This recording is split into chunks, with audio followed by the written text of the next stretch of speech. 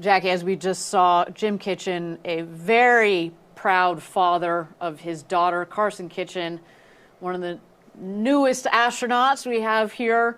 And what we see on the screen, we've got our recovery crew. The first person that ran out there was Sarah Knights, our crew member 7. What she does first is she runs around the capsule to each one of the 6 windows, to each one of the 6 astronauts, gets the thumbs up, and make sure everybody is happy and safe. And then the rest of the team comes in. You've seen passing in the background the Rivian trucks. There goes another one. Those are filled with friends and family that are going to join here in a moment. Of course, first thing is safety. Need to make sure that the capsule, has vented whatever it needs to vent, and that we've taken the lines of the parachutes off.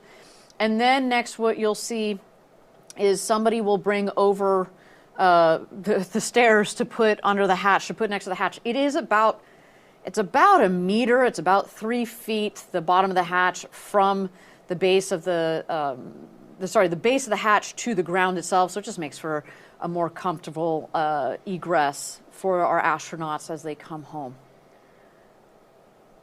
The capsule there seems to have found a really nice clear spot in our desert to land. How convenient. I've been out there with the team trying to detangle the parachute lines from the brush that's out there. And that is, if you like taking out knots, if you're one of those odd people that really enjoys that and finds that... I am not one of those. No, I'm those not people. one of those either. You find Personally, that stress, those not one of those people. either. You find that Personally. stress relieving, you should come join our team. But no, not today. It is a nice, clean landing of the crew capsule. You see the stairs have been put there. So we're just moments away here from the egress of our astronauts and the welcome home from their friends and family. Let's take a look.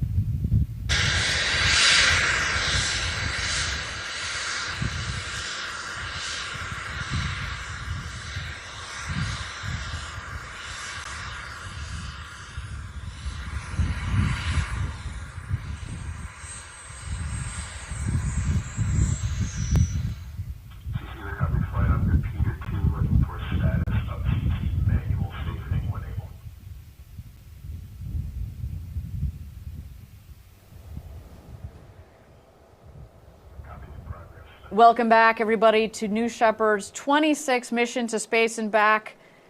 If you missed it, a completely nominal and successful flight of both the booster, you see it nicely standing proud in the background. Love this view. A spectacular view. And capsule with its ride in the background yeah, there. It's and great. In the foreground, a very happy capsule there. Our safety crew is safing the vehicle, making sure everything is vented, making sure the parachute lines are detached. We have the stairs that are all set up there. We're waiting for the astronauts to egress. We've got the additional vehicles that are rolling in here with friends and family. And inside that capsule, Jackie, we've got 6 of the newest astronauts. I mean, just, it's, this view for me never gets old. I've been here 10 years. This is the 8th one of these we've done. More than 40 astronauts we've supported going to space. God, there are those family and friends getting over there, getting ready for those big hugs that we were talking about earlier.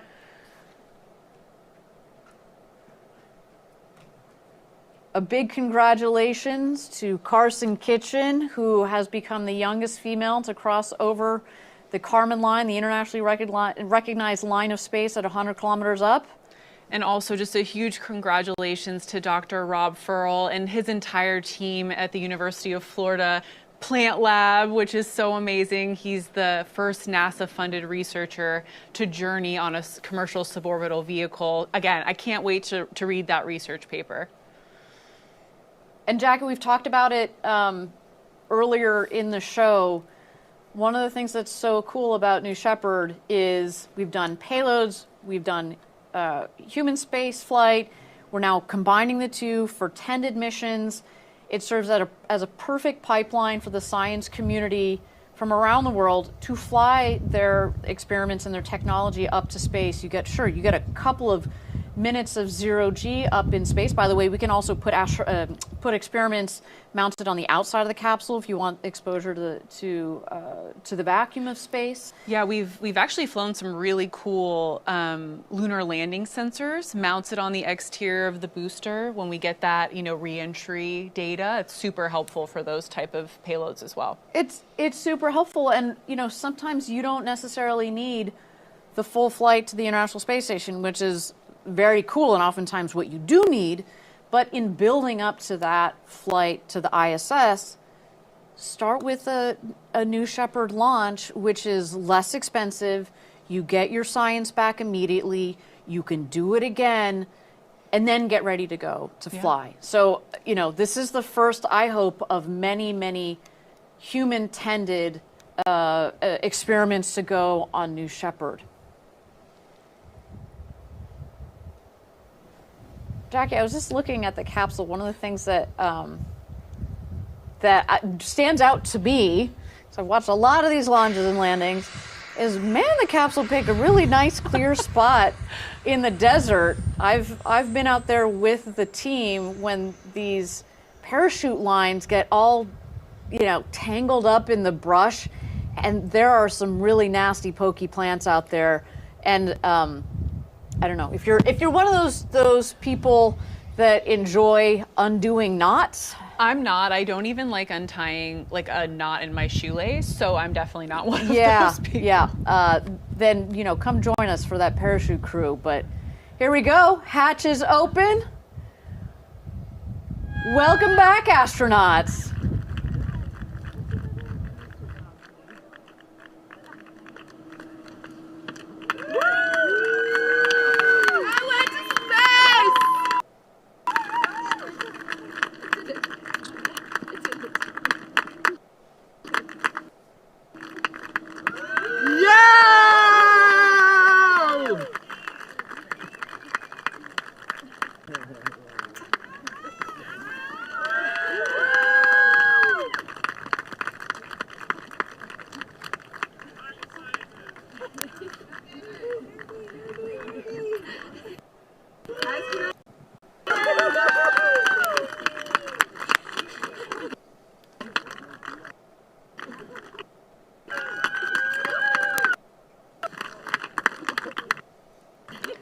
Seeing a lot of smiles, a lot of jubilance here.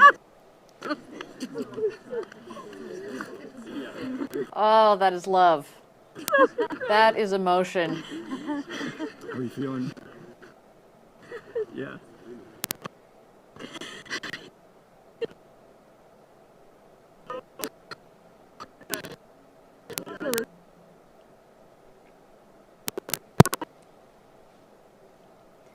You see the families, Jackie, we talked about it, this might be the astronaut's dream, but the support that that they need and they get from these family members and friends that are down there. That's, you know, you have astronauts that are having emotions that they've never felt, but to see your loved one come back from an experience like that.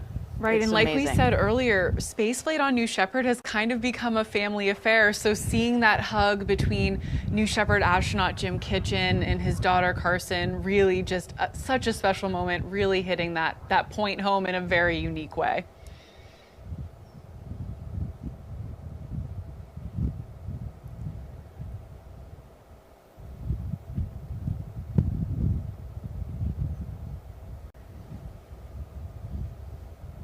So we've seen all 6 of our astronauts come out again, absolutely jubilant. We saw Dr. Rob Furl put his University of Florida hat on, representing. As he said, I can't wait to read his research paper on his findings. Yeah, I don't think I've read something like that since high school biology, but I am ready. Now is my time. And I will tell you, when I learned about it in high school, they weren't talking about something like what Rob just did. And so I'm very, very excited for what's to come out of that and the potentially huge impact on science and research. It's just so exciting. Yeah, it is. It's wonderful what boundaries a program like New Shepard can press forward. Obviously, we're looking forward to the next generation, which is New Glenn, our big orbital rocket that will be launching for the first time later this year, and all the doors that it's going to open. Absolutely. And again, you know, really the lessons learned from New Shepard are so applicable to everything we've been doing on New Glenn. We mentioned the fins earlier as just an example, but even with mission operations, right? Conducting a mission like NS-26, all of those lessons learned are directly applicable to our mission operators for New Glenn here in just a few months. In just a few months. And I mean, I can't wait for that day, Jackie. That is, I mean, think about the emotion that we're feeling here today. I'm going to make an analogy. Please bear with me. It's going to be a bit tortured here. I'm ready for it. 110,000 pounds of thrust on the BE-3 engine. You take that and you multiply it by 35, 3.85 million pounds of thrust on the base of the New Glenn rocket. Now you're doing math. So over the course of this webcast, we've hit biology, chemistry, and mathematics. So I just wanted to acknowledge that. We're hitting all those STEAM landmarks. We are. But, you know, that is it is going to be at least 35 times as, you know, as exciting, and the rumble that's going to happen down there at the Cape. I mean, it is going to be huge. It is going to be absolutely huge. You know, and by the way, just like New Shepard, it will evolve to take humans on board. And this same emotion, you're going to see that after astronauts have gone to space, gone to the moon. I mean, it's what we're doing here at Blue Origin is no. I just feel very fortunate to be part of the program, part of the company. Yeah, I have to tell you, Ariane, back about 8 years ago when I joined Blue, the real, you know, thing that tipped it over for me was the people here at Blue, and you were one of them back in the day. Oh, stop. Truly, Jackie and still Cortez. are to this day. So thank you, That's Ariane.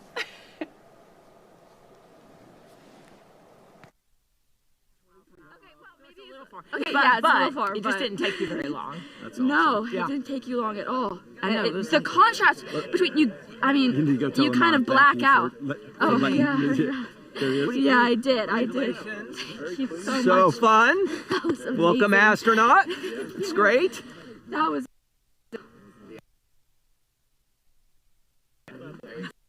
Before.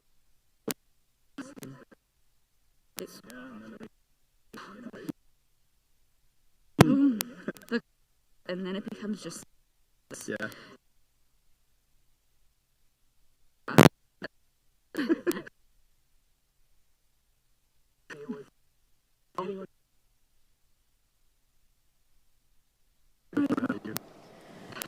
So they're getting a couple of insights from Carson Kitchen. Obviously, the audio's a little patchy out there. Come on. helped you out? Yes, So were you yelling like somebody helped me? But We hit 100 the countdown. Rob, I didn't hear the final number. Did you see the final number? Share with us. We'll find out. I'll find out. What was it like? 105 was pretty good. It was well above. The ride was incredibly smooth, and I was so impressed with the ride up. But being there, No ambiguity on the darkness of space, you can't. There's no way to talk about it. There's no way to talk about how impressive space is and the Earth Get out below. of your seats. This is- I've heard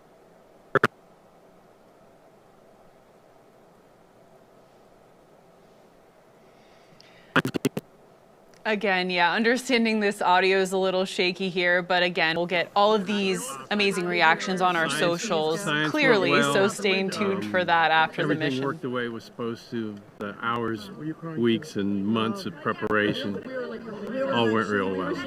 Everything is good. That's great. Couldn't have been a better experience. Thank you for helping us pathfind what this looks like moving forward. I think it's been You bet. There's room and opportunity for scientists got lots going of all sizes, shapes, and ages to do this. They really should. There's a lot of opportunity in a ride like that. Thank Thanks you. for flying, Ron. Yeah, the whole Congratulations. You're the best. It's red and Thank orange. There's the fires coming Well, on if the you're looking outside. for a It's lights up testimonial for the inside the future of capsule. human-tended research on New Shepard, I couldn't have said it better myself. So there it is from Dr. Rob Furl. What just an absolutely incredible day for all of us, and especially for our crew on board NS-26. Carson Kitchen, Nicolina Elric, Rob Furl, Iman Jahangir, Eugene Grin, and Ephraim Rabin. It was an absolute honor to fly you to space today. If you, listening in, you watching, would like to follow in the pioneering footsteps of these astronauts and purchase a seat on a future ride to space, visit blueorigin.com and click Fly to Space. Pretty straightforward there, right? keep it easy. Your own journey to visit the Kármán line is closer than you think. And if you would like to purchase a mission patch to commemorate today's launch, head to the Blue Origin shop for patches and a lot more sweet gear. Here's that patch, if we can get it on screen here, for today's, there you go, for today's flight, which is what our astronauts, you saw it on their suit, that green color and the plants ascending in spiral lines representing the living organisms that Rob Furl had in his experiment. The continuous loop represents Ephraim Rabin's career in supply chain. The heart represents Dr. Iman Jahangir's career as a cardiologist. The spiral line toward space represents Eugene Grin's passion for travel. And the children at the bottom represent Carson Kitchen and Nicolina Elric's childhood dreams to go to space. But they also represent Club for the Future's mission to inspire and mobilize future generations to pursue STEAM careers. Now, if you want to join us and build a road to space, we have hundreds of positions open across all of our facilities across the U.S. You see it there, including machinists, programmers, from Florida to Alabama to our headquarters up in the state of Washington. Just visit our website for more details at blueorigin.com/careers. Everybody, thank you so much for joining us. My name is Ariane Cornell. Jackie, it was a pleasure to have you here at the desk with me. Always a pleasure, Ariane, and with our third webcast And host. with our third webcaster here, the future astronaut. Thank you so much for joining us until our next launch, Gradatum Ferociter.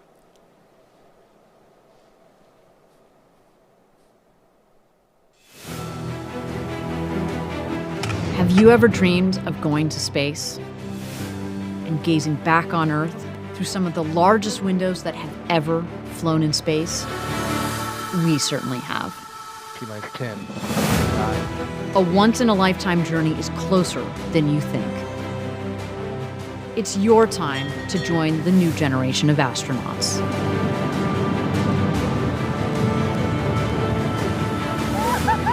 To book your flight, visit blueorigin.com and click Fly to Space. Tell us as much as you can about yourself.